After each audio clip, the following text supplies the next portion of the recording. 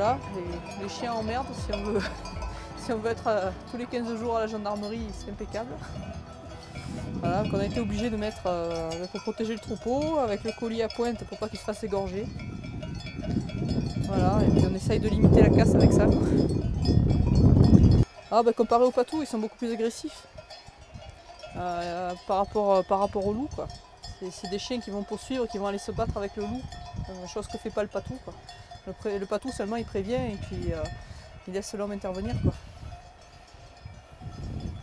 Ah, ma fille, voilà, donc nous on a essayé de trouver un élevage qui tenait d'aplomb pour trouver des chiens qui soient équilibrés et, comme on est sur des GR, pas avoir trop de conflits avec les usagers, quoi.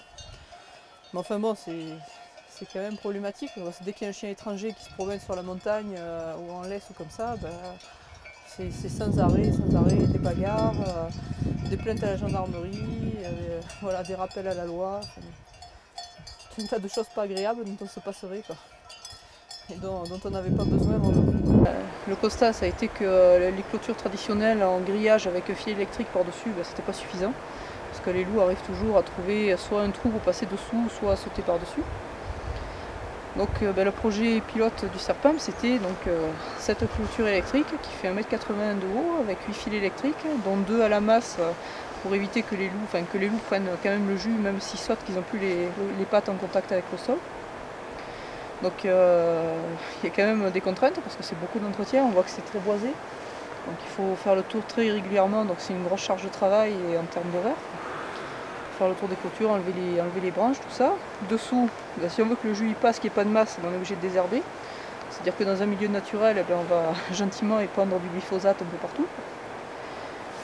L'autre problème, c'est que on tue les plantes, c'est très bien, mais les plantes elles tiennent le sol, donc à force, s'il n'y a plus de plantes, le sol s'érode.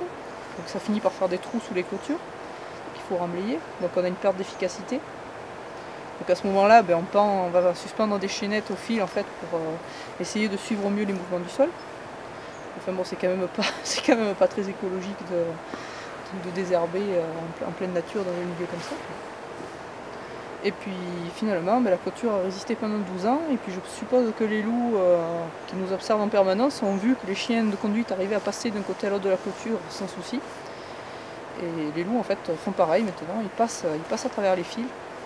Donc l'électricité et les clôtures, ça les arrête plus du tout, quoi. Non, mais Alcatraz, quoi. On a l'impression de vivre dans des ghettos, quoi.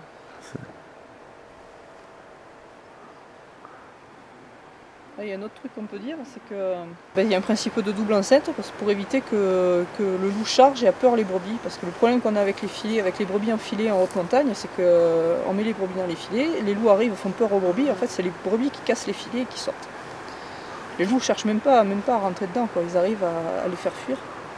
Et donc là, le but du jeu, c'est d'avoir une distance de sécurité qui fasse que les brebis puissent bouger dans le parc sans en sortir, quoi. Et les doubles enceintes enfilées, là c'est un carnage. Quand les brebis déboulent, il y a plus de pertes par les brebis étouffées qui s'en mêlent dans les fils que par la prédation en elle-même. Donc là, on a une première enceinte, parc de nuit, avec 2 fils électriques. Là, on a une seconde enceinte de 1,80 m avec 8 fils électrifiés. On a rajouté des petites lumières pour la nuit, en pensant que ça fasse peur aux loups. Et malgré ça, on a toujours des attaques. Je viens de reprendre le troupeau de mon père en janvier. J'ai 21 ans et on a 300 produits. Donc on dort toutes les nuits à côté du troupeau. Et donc la nuit, pour le loup, pour les attaques de loup, la nuit, vu qu'on est présent, bon ça va encore. On est armé, tout ça. Mais après, là, le jour, quand on ne voit plus les bêtes, il arrive à nous en tuer sans qu'on s'en aperçoive. Voilà. Et pourquoi? Parce que c'est boisé, c'est des endroits un peu où les bêtes on les voit pas toujours et du coup il en profite, quoi. Vous avez des chiens? On a 3 chiens de protection. Ouais. Voilà.